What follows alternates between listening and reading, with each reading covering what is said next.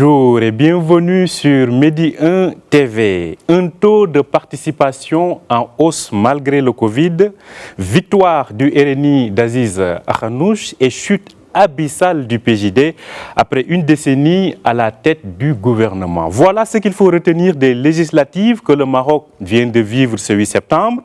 Des législatives organisées en même temps que les communales et régionales lors d'élections générales historique. Une chose est sûre, le champ politique et les alliances vont se restructurer.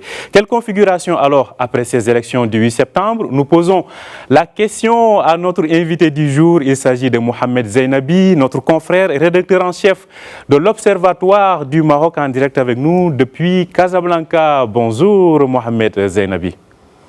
Bonjour, je rectifie juste l'Observateur du Maroc. L'Observateur du Maroc, justement. L'Observateur du Maroc, bien dit. Alors, Mohamed Zeinabi, des élections se sont déroulées dans un contexte de pandémie. On craignait que le taux de participation ne soit plus faible que par rapport aux élections précédentes. Finalement, il a été beaucoup plus élevé. Comment comprendre cela, Mohamed Zeinabi? Alors, cela s'explique par... D'abord, c'est le meilleur indicateur du succès du processus électoral ici au Maroc. C'est un signal fort de la mobilisation qui a eu lieu pendant la période, toute la période préélectorale. Les partis ont su mobiliser donc la population malgré la conjoncture difficile, malgré les mesures strictes qui ont été imposées concernant l'interdiction, par exemple, des meetings pour les secrétaires généraux, etc. Et on a bien vu que certains secrétaires généraux, dont notamment Akhanouche et l'Othmani, ont été rappelés à l'heure. On a vu les vidéos des représentants des autorités locales leur intimant l'ordre de disperser leur meeting, et ils l'ont fait.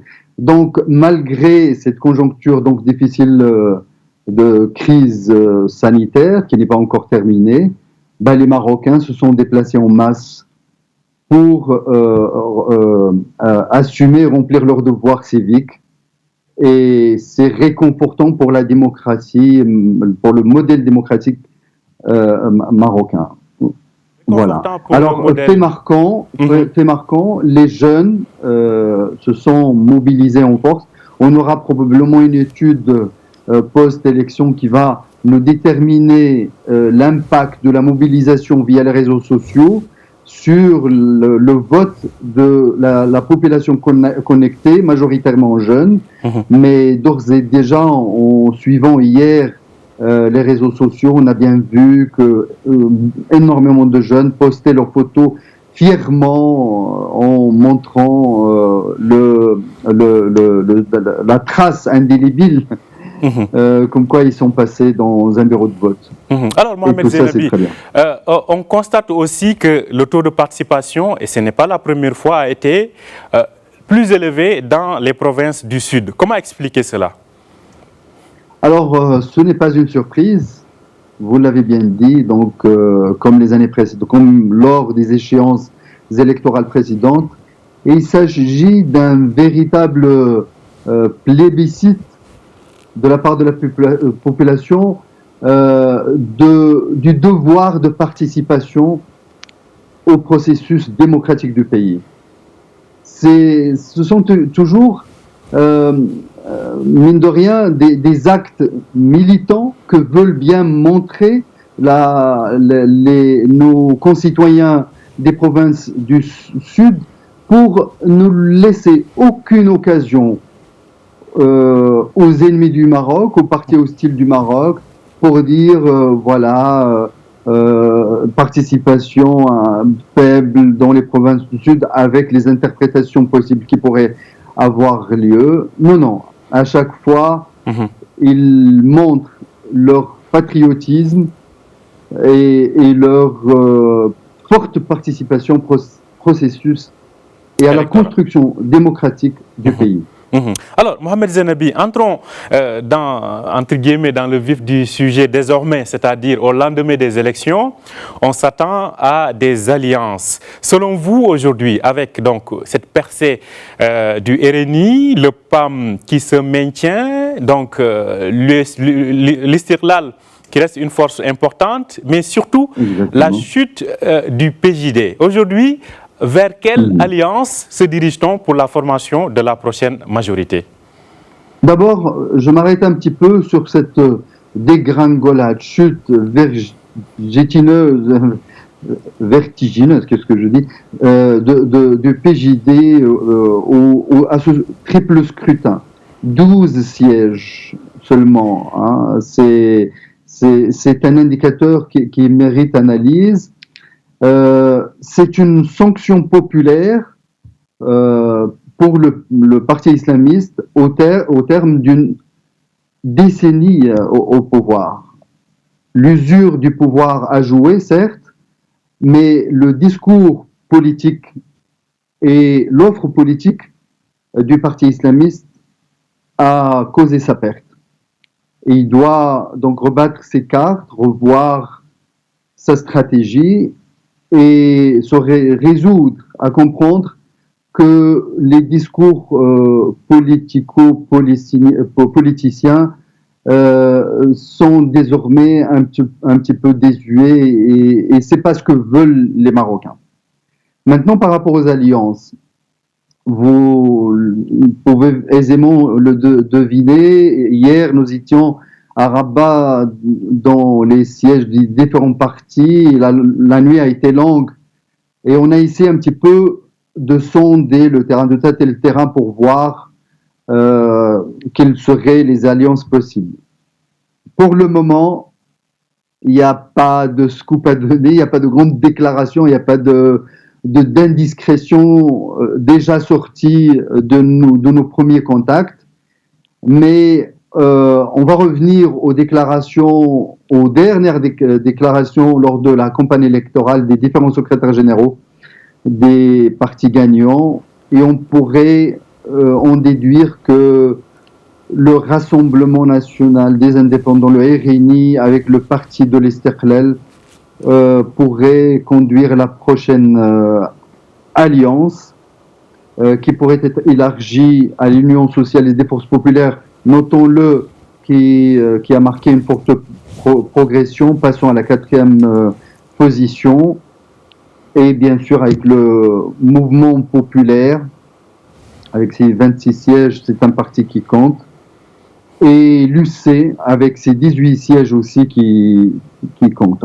Alors maintenant, les sorties des secrétaires généraux du PAM et principalement aussi du PPS pourraient laisser croire qu'il n'y aurait pas d'affinité, on va dire, avec le RNI comme pilote de la future coalition. Donc, pour le moment, bien sûr, on pourrait d'ores et déjà prédire que le PJD va chercher à se reconstruire dans l'opposition, avec le vote sanction qu'il a eu. Il faudrait être suicidaire pour essayer de revenir encore au pouvoir en étant aussi affaibli. Et le PAM qui pourrait choisir de ne pas laisser le PJD crier seul dans l'opposition. Et sachant que Wahbi a toujours mis en avant dans des discours jusqu'à la dernière minute que son parti allait être le meneur du jeu, ce qui n'est... Oui, avec ses 82 sièges, c'est un parti qui compte, mais est-ce qu'il y aurait entente entre la personne de Wahbi, qui est encore dans le discours dans le titillement politico-politicien qui se rapprocherait un petit peu de la stratégie PJD un certain temps, alors que le choix du RINI le long de sa campagne électorale était de montrer que le temps de la politique politicienne est passé et que maintenant c'est le temps de l'action politique concrète. Alors, Mohamed Zainabi, si on avait à synthétiser aujourd'hui entre une majorité et une opposition, très rapidement, si vous avez à faire une équipe de majorité et une équipe d'opposition, qu'alliez-vous dire en fait? D'une part, on a le RNI au pouvoir, plus on a l'Istiqlal à côté, on a l'USFP, le MP et l'UC, pour donc, avoir une majorité très très confortable. Et le PAM, le PPS, le PJD se retrouveraient dans l'opposition, sachant que le PPS a montré certaines affinités à s'entendre avec le PJD. Alors, cela dit, pensez-vous que aujourd'hui ces alliances sont de nature à pouvoir tenir longtemps? On l'avait vécu lors des précédents, donc au lendemain des précédentes échéances électorales, avec l'Istiqlal qui était dans le gouvernement du PJD, après cette coalition a implosé. Pensez-vous aujourd'hui qu'il y a un ciment suffisamment solide pour pouvoir réunir pendant longtemps cette équipe de majorité que vous venez peut-être de configurer? D'abord, il faut revenir à l'offre politique des partis que je viens de citer comme étant potentiellement les composantes d'une coalition élargie. C'est une offre politique qui se base sur des actions concrètes qui s'inscriraient dans le prolongement de ce qui a été proposé dans le cadre du nouveau modèle de développement. Alors, vous insinuez qu'il pourrait y avoir des mésententes en cours de route entre, par exemple, l'Istiqlal et le RINI. C'était déjà arrivé avec l'Istiqlal de Chabat, dans une majorité où il y avait aussi, voilà, à l'époque Akhnouch, etc. Donc, l'Istiqlal de Nizar Baraka a l'avantage de montrer une clarté. Si demain l'Istiqlal s'entendait à entrer dans une majorité avec le RINI, je ne pense pas qu'il lâcherait l'affaire en cours de route. Donc, à vous entendre parler, on pourrait avoir donc des alliances solides. Alors, cela dit, hier, on n'avait pas que des législatives, mais on avait aussi des communales et régionales. On va y revenir. Mais aujourd'hui, vous avez dit que le PJD a été sanctionné. C'était un vote sanction contre le PJD. Comment voyez-vous aujourd'hui le PJD dans l'opposition? Est-ce un parti qui pourra se régénérer dans l'opposition ou est-ce le début peut-être d'une descente aux enfers aujourd'hui pour le PJD?